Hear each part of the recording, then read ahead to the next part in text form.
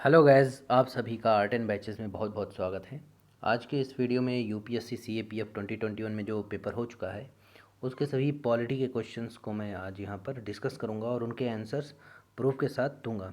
तो बिना देरी किए हुए हम स्टार्ट करते हैं इस वीडियो को। पहला क्वेश्चन हमसे पूछा गया था कि प्रेसिडेंट के इलेक्टोरल कोलाज में कौन कौन से लोग सम्मिलित होते हैं, कौन कौन से लोग सम्मिलित नहीं होते हैं। तो यहाँ पर पहला और दूसरा ऑप्शन यहाँ पे करेक्ट है कि इलेक्टेड मेंबर्स ऑफ राज्यसभा रहेगा और elected member of legislative assemblies रहेगा। लेकिन जो थर्ड ऑप्शन यहाँ दिया गया है all members of the legislative council of states, ये गलत होगा। तो ये लोग शामिल नहीं होते हैं, लेजिस्लेटिव काउंसिल्स नहीं शामिल होती है जबकि असेंबली शामिल होती है। और ये एम लक्ष्मीकांत की पॉलिटी की जो बुक है वहाँ से ये मैंने निकाला हुआ है और ये आप पढ़ सकते हैं, जिसमें पहला पॉइंट दिया गया है कि president is elected not directly by the people by the members of it electoral collage consisting of. तो मतलब डायरेक्टली बाय पीपल नहीं होता है प्रेसिडेंट का इलेक्शन, इसका होता है इलेक्टोरल कोलाज के माध्यम से। और इलेक्टोरल कोलाज कंसिस्टिंग ऑफ होता है, पहला ऑप्शन दिया गया है elected members of both houses of parliament. मतलब लोकसभा और राज्यसभा के केवल इलेक्टेड मेंबर्स लिए जाएंगे, नॉमिनेटेड मेंबर्स बिल्कुल नहीं लिए जाएंगे इलेक्शन के टाइम। दूसरा है पॉइंट यहाँ पर इलेक्टेड मेंबर्स लेजिस्लेटिव असेंबली लिए जाएगी स्टेट्स की, और साथ ही साथ दो यूनियन टेरिटरी हैं दिल्ली और पुडुचेरी जहाँ पर लेजिस्लेटिव असेंबली अवेलेबल है, तो इनके भी इलेक्टेड मेंबर लिए जाएंगे।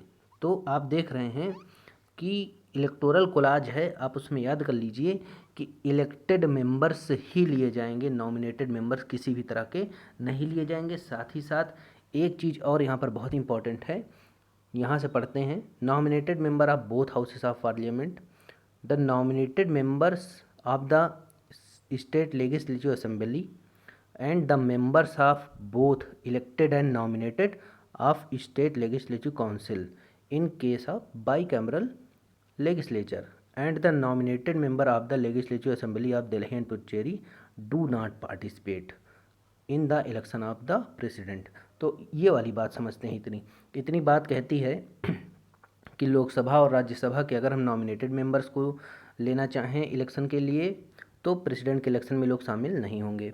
तो ये एक चीज़ क्लियर हो गई। दूसरी चीज़ ये क्लियर होनी चाहिए यहाँ पर कि जो स्टेट लेजिस्लेटिव काउंसिल है उसके ना तो इलेक्टेड और ना ही नॉमिनेटेड मेंबर्स पार्टिसिपेट करेंगे इलेक्शन में।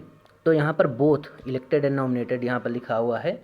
और साथ ही साथ आपकी दो यूटी बची हुई हैं दिल्ली और पुडुचेरी की, तो जो दिल्ली और पुडुचेरी के नॉमिनेटेड मेंबर्स हैं उनको भी वोट देने का राइट नहीं है इलेक्शन में। किसके इलेक्शन में? प्रेसिडेंट के इलेक्शन में।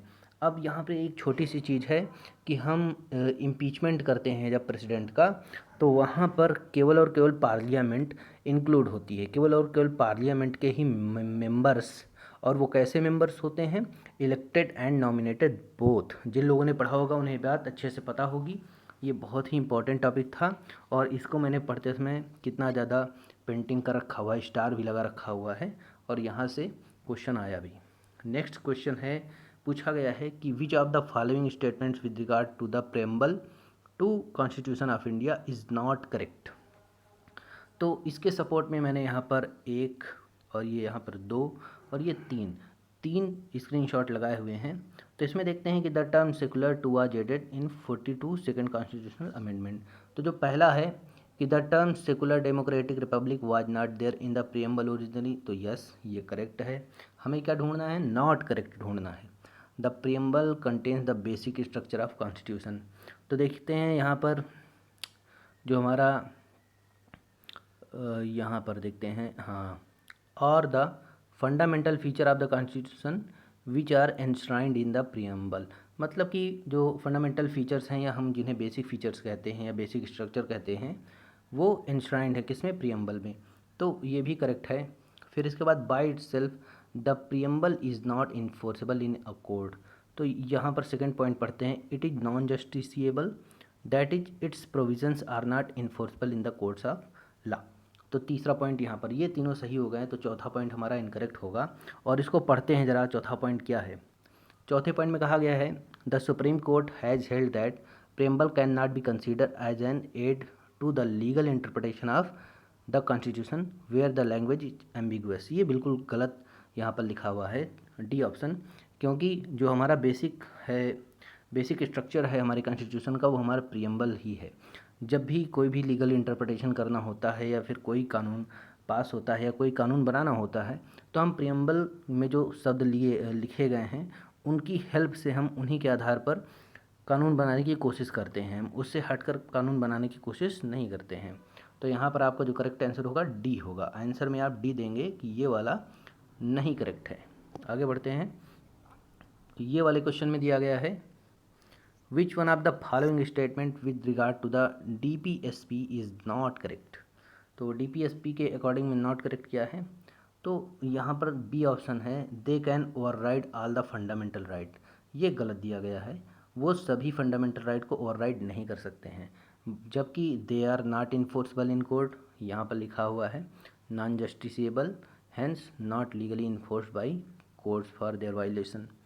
और they can be related to the social and economic justice, they aim to the establish social and economic democracy in the country, तो ये भी सपोर्ट करता है इसको। They can be related to giving free legal aid, तो यहाँ पर हम देखते हैं कि जो DPSP है reasonable investment equality before law, और फ्री लीगल एड का आपको यहाँ पर मिलता है आर्टिकल 39 में।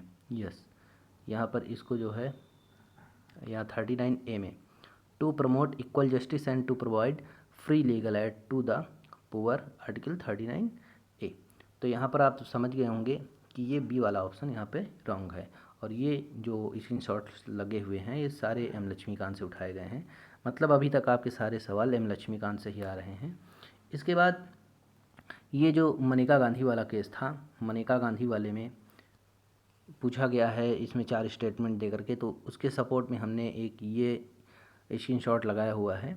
लेकिन इस स्क्रीनशॉट से ये सारे ऑप्शन जो है आपके क्लियर नहीं हो पाएंगे। इसको जिसने डीप में पूरा चैप्टर पढ़ा होगा वही इसको कर पाएगा। हालांकि इसमें जो आंसर डी है ये इनकरेक्ट है, क्योंकि इसमें दिया गया है the majority view of the supreme court in AK गोपालन versus state invented due process of law, जबकि एकदम ये एग्जैक्ट यहाँ पर लिखा हुआ है कि मनेका गांधी केस जब 1978 में हुआ था तो उसने ओवर रूल किया था गोपालन केस को, और वाइडर इंटरप्रिटेशन दिया था आर्टिकल 21 का। कहा था कि ये रीजनेबल हो तब भी fair and just, in other word ये सारी बातें यहाँ पर लिखी हैं, आप पढ़ सकते हैं। और it has introduce the American expression due process of law, मतलब कि अगर हम इस्टेब्लिश्ड बाई लॉ के अकॉर्डिंग कोई आदेश देते हैं तब भी हम उस पर ड्यू प्रोसेस अप्लाई कर सकते हैं। और इसकी जो उत्पत्ति हुई थी, ये इंट्रोड्यूस हुआ था, ये मनेका गांधी केस से हुआ था। तो यहाँ पर आपका ये वाला डी ऑप्शन रॉन्ग है, पूछा भी गया है, नॉट करेक्ट बताना है। नेक्स्ट आगे चलते हैं। तो जिसने इस केस स्टडी में अच्छे से पढ़ाई करी होगी, ढेर सारे केसेस हैं, जैसे मिनर्वा मिल्स का है, AK गोपालन है, और आपका सबसे तगड़ा केस है केशवानंद भारती का। तो इस तरह और भी ढेर सारे केसेस हैं, इनकी स्टडी अगर आप करेंगे तो नेक्स्ट एग्जाम में आपको हेल्प मिल सकती है। आगे पूछा गया है who among the following fixes the date of election of the speaker, तो प्रेसिडेंट ऑफ इंडिया करता है। तो यहाँ पर लिखा हुआ है the date of the election of the speaker is fixed by president. Next question है, ये क्वेश्चन मैंने पॉलिटी में सिलेक्ट किया हुआ था, लेकिन एक्चुअल में ये क्वेश्चन NCERT की क्लास 12 थीम 3 की चैप्टर 15 से हिस्ट्री की बुक से आया हुआ है, जिसमें सोमनाथ लाहिड़ी ने अपने साथियों को समझाया कि संविधान सभा अंग्रेज़ों की बनाई हुई है और वह अंग्रेज़ों की योजना को साकार करने का काम कर रही है। सेम चीज़ यहाँ पर लिखी गई है इंग्लिश में। Who among the following warned his colleagues that constitution assembly was British made and was working the British plan as the British should like it to be work out। तो यहाँ पर यही चीज़ मैंने हिंदी में पढ़ा हुआ था, तो मैंने इसको ढूंढा और इसको यहाँ पर आपके सामने रखा हूँ। संविधान सभा के कम्युनिस्ट सदस्य थे सोमनाथ लाहिड़ी। अगला क्वेश्चन है यहाँ पर who can be appointed as a जज ऑफ सुप्रीम कोर्ट, तो देखिए यहाँ पर सबसे पहली ये गलत बात लिखी हुई है और बहुत ही छोटा सा डिफरेंस है, कई बच्चों ने यहाँ पे गलती करी हुई है, कई स्टूडेंट्स ने गलती करी हुई है। An advocate who has practised for at least 10 years in any court, ये जो एनी वर्ड है यहाँ पर एनी कोर्ट ना होना चाहिए, यहाँ पे होना चाहिए इन एनी हाई कोर्ट, तब यहाँ पर काम बन जाएगा कि हम उसे सुप्रीम कोर्ट का जज अपॉइंट कर देंगे। तो who can be appointed a judge of high court for at least 3 years, no, this will not be also correct. A distinguished jurist in the opinion of the president, ये एकदम correct है, तो ये टिक हो जाएगा। और बाकी यहाँ पर सुप्रीम कोर्ट के जज की क्वालिफिकेशन हमने यहाँ पर दी गई है, लिखी हुई है। He should have been a जज ऑफ हाई कोर्ट और high courts in succession for 5 years. फिर दिया गया है he should have been an advocate of high court और high courts in succession for 10 years. अगर वो हाई कोर्ट्स में जज है तो 5 साल तक उसका कार्यकाल हो, अगर वो एडवोकेट रहा तो 10 साल हो। और फिर तीसरी कंडीशन और अंतिम कंडीशन है कि he should be an distinguished jury या eminent jury in the opinion of president. तो हमारा ऑप्शन यहाँ पर सी सही है। इसके बाद क्वेश्चन नंबर 49 आया था पीएससी से, पब्लिक अकाउंट कमेटी से। पिछले साल भी क्वेश्चन आया हुआ पीएससी से, इस साल भी पीएससी से क्वेश्चन आया हुआ। पिछले साल हमसे केवल क्या पूछा गया था, 15 + 7 22 मेंबर राज्यसभा और लोकसभा के, ये बात पूछी गई थी। इस बार बहुत ही अच्छी बात पूछी गई है, जो यहाँ पर मैंने येलो से पढ़ाई की हुई थी, येलो से पेंट करके पूछा गया है कि करेक्ट ऑप्शन क्या है। तो committee consist of not more than 15 + 10, तो ये रॉन्ग हो गया क्योंकि इसमें 15 + 7 होता है। The finance minister is an ex officio member of the committee, तो यहाँ पर लिखा हुआ है नो मिनिस्टर, इसमें कोई भी मिनिस्टर जो है इसका सदस्य नहीं हो, एक्स ऑफिशियो मेंबर नहीं हो सकता है या फिर सदस्य नहीं हो सकता है, तो ये भी गलत है। इसको जब आप आगे पढ़ेंगे थोड़ा सा, और इसका जो आंसर है यहाँ पर लिखा हुआ है, इसलिए मैंने सिर्फ इतना सा लिया हुआ है। यहाँ पे लिखा गया है कि हाँ, the members are elected by the parliament every year from amongest its member according to the principle of proportional representation by means of single transferable vote। तो a member of the committee is given a term for 1 year, ठीक है। और जो finance minister वाली बात वो यहाँ पर लिखी गई है, a minister can not be elected as a member of committee, तो इस ये बी ऑप्शन भी हमारा गलत हो जाएगा। और फिर यहाँ दिया गया है the term of the office of the members of the committee from the Rajya Sabha is extended even when they retire from Rajya Sabha, ये भी गलत है। तो यहाँ पर हमारा करेक्ट आंसर है सी, आप इस स्क्रीनशॉट से देख सकते हैं, ये भी एम लक्ष्मीकांत से ही उठाई गई स्क्रीनशॉट है। तो ये जो राइट टू प्रॉपर्टी का आया हुआ है, इसको तो सभी लोग जानते होंगे, बेसिक स्टडी किए होंगे। 44th अमेंडमेंट है 1978 का, वहाँ से क्वेश्चन आया हुआ है। यहाँ पर एक बहुत इंपॉर्टेंट चीज़ पूछी गई है, जिन्होंने डिटेल में पढ़ा होगा वही कर पाएंगे। विच one of the following powers of the supreme court is also conferred on high court. तो हाई कोर्ट को क्या दिया गया है, एक कोर्ट ऑफ रिकॉर्ड, और सुप्रीम कोर्ट को भी क्या दिया गया है, एक कोर्ट ऑफ रिकॉर्ड। तो ये आपका आंसर सी वाला सही होगा। तो a high court has 2 powers, a court of record के अकॉर्डिंग, तो यहाँ पर सी आप करेक्ट कर सकते हैं। ये देखिए यहाँ पर मैंने ढेर सारी स्क्रीनशॉट लगाई हुई हैं, मतलब कि ये कुछ अच्छा सा क्वेश्चन है। Which one of the following powers has not been conferred on the president of India. तो अपॉइंटमेंट ऑफ प्राइम मिनिस्टर करता है भाई, प्रेसिडेंट बिल्कुल करेगा। To decide at his her discussion any question regarding disqualification of a member of parliament, ये बहुत ही important line लिखी गई है। जिन्होंने अच्छे से पढ़ा होगा, फिर से कह रहा हूँ, जिन्होंने अच्छे से पढ़ा होगा सिर्फ वही इसको करेक्ट कर पाए होंगे, क्योंकि टू रिमूव जज ऑफ हाई कोर्ट ये करता है president. To grant pardon a person who has been punished by a court martial, ये भी सही है, प्रेसिडेंट करता है।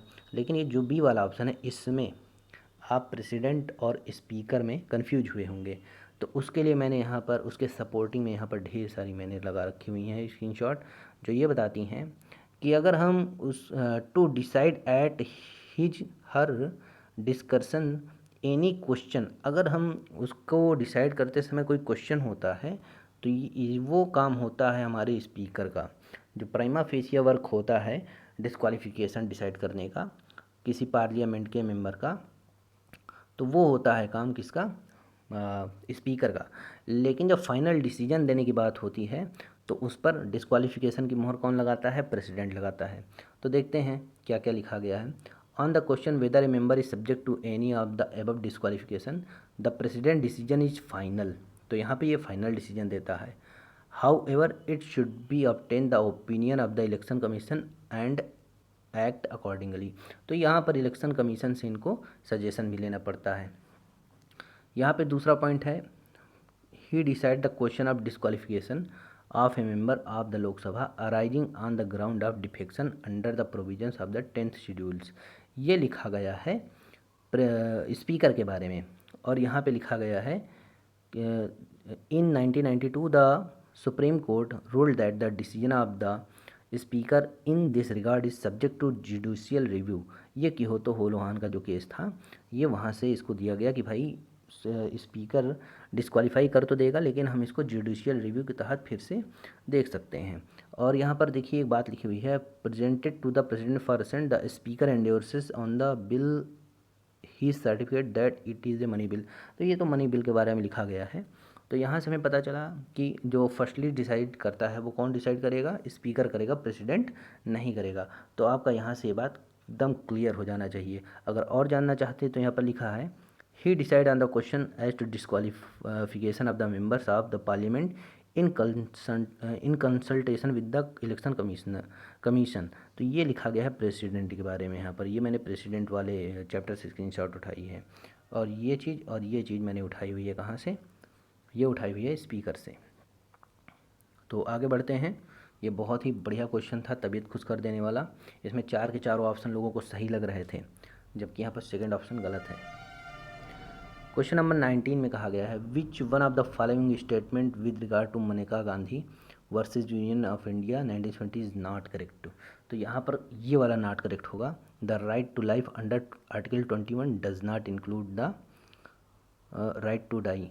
सॉरी, ये वाला करेक्ट होगा, क्योंकि यहाँ पे डज नॉट इंक्लूड सही है, क्योंकि मनेका गांधी केस 1978 का था।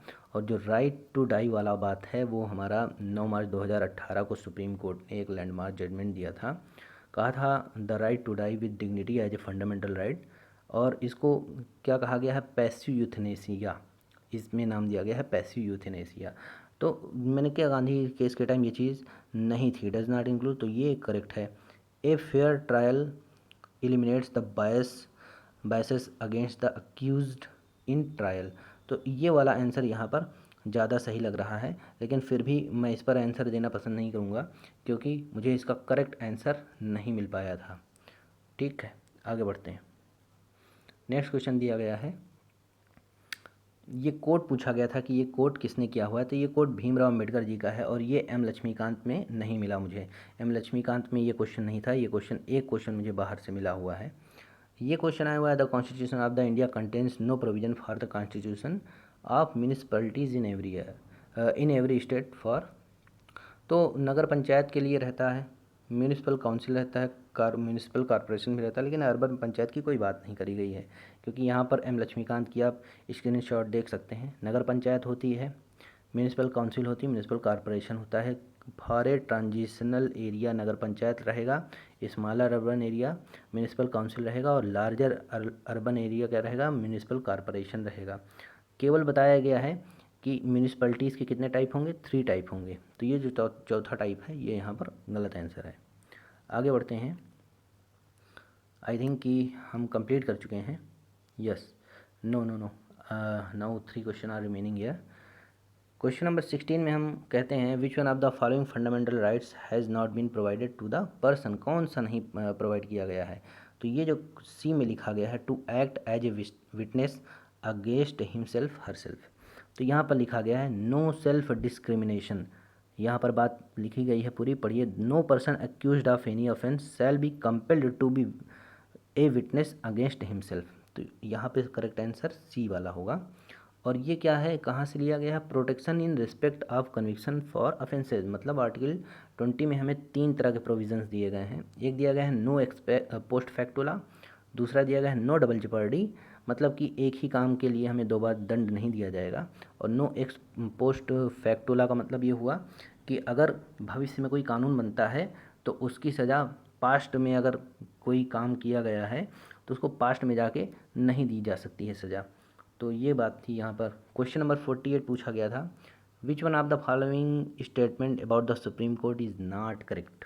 तो ये भी बहुत ही बढ़िया क्वेश्चन पूछा गया था, इसको डिटेल में पढ़ने वाले ही कर सकते हैं। तो यहाँ पर पहली बात लिखी गई है, the supreme court may tender और may refuse to tender its opinion to president. तो यहाँ पर ये वाला स्टेटमेंट सही है, सी वाला। नॉट करेक्ट हमें ढूंढना है, तो ये सी करेक्ट हो गया पहले वाले से। यहाँ पर दिया गया है द सुप्रीम कोर्ट में refuse to provide the opinion to the president, यहाँ पे पढ़िए। और इसको हमने कहाँ से करेक्ट किया, यहाँ से। और फिर यहाँ पर देखते हैं, it's law is binding on all courts in India. तो ये ऑप्शन डी भी करेक्ट हो जाएगा। Law declared by the supreme court is binding on all courts with in the territory of India. अब बचते हैं हमारे ए और बी। तो बी में देखते हैं क्या है, B the supreme court has been vested with advisory jurisdictions. तो ये एकदम स्पष्ट दिया गया है, the constitution 143 authorise the president to seek the opinion of the supreme court in the 2 categories of matter. यहाँ पे एडवाइजरी जुरिडिक्शंस है, तो आपका गलत कौन सा हुआ, 48 का ए रॉन्ग हो जाएगा। तो आपका करेक्ट आंसर ए यहाँ पर होगा। और देखिए इस पर 129 और 144 पे बात करी गई है, तो मैंने यहाँ पर 129 ये यहाँ पर है supreme court to be a court of record. 144 में क्या दिया गया है, civil and judicial authorities to act in aid of supreme court. ठीक है, तो यहाँ पर क्या बात दी गई है, कंटेम्प्ट ऑफ कोर्ट की पावर बताई गई है, जबकि यहाँ पर क्या बताया गया है, अथॉरिटीज़ को एक्ट करने के लिए सुप्रीम कोर्ट के ऐड के साथ civil and judicial authority to act in aid of supreme court. और ये मैंने दूसरा लगाया हुआ है इसमें, एडवाइजरी जुरिडिक्शंस, मतलब कि सुप्रीम कोर्ट को इतनी पावर दी गई हैं, पहला ओरिजिनल जुरिडिक्शन, दूसरा रिट जुरिडिक्शंस, तीसरा अपीलेट जुरिडिक्शन, चौथा एडवाइजरी जुरिडिक्शन, पांचवा एक कोर्ट ऑफ रिकॉर्ड, छठवां पावर ऑफ जुडिशियल रिव्यू, सातवां कॉन्स्टिट्यूशनल इंटरप्रिटेशन, आठवां others power. Okay, I hope आपको ये वीडियो अच्छा लगा होगा, समझ में भी आया होगा। और मैं आपको यहाँ पर बता दूँ कि 1, 2 और 3 मतलब 18 यहाँ पर मैंने टोटल स्लाइड लगाई हुई हैं। तो टोटल पॉलिटी से 15 सवाल ही इस बार पूछे गए हैं, जिससे हम लोगों का बहुत नुकसान हुआ है, क्योंकि पॉलिटी को हम लोग एक्सपेक्ट करते हैं 25+ आएगा, इस बार कम आया है और करंट अफेयर्स ने इसकी जगह ली हुई है। आई होप आपको यह वीडियो पसंद आया होगा। तो मिलेंगे आपको नेक्स्ट वीडियो में, जिसमें मैं आपको करंट अफेयर्स के सारे सोर्स प्रोवाइड करूँगा।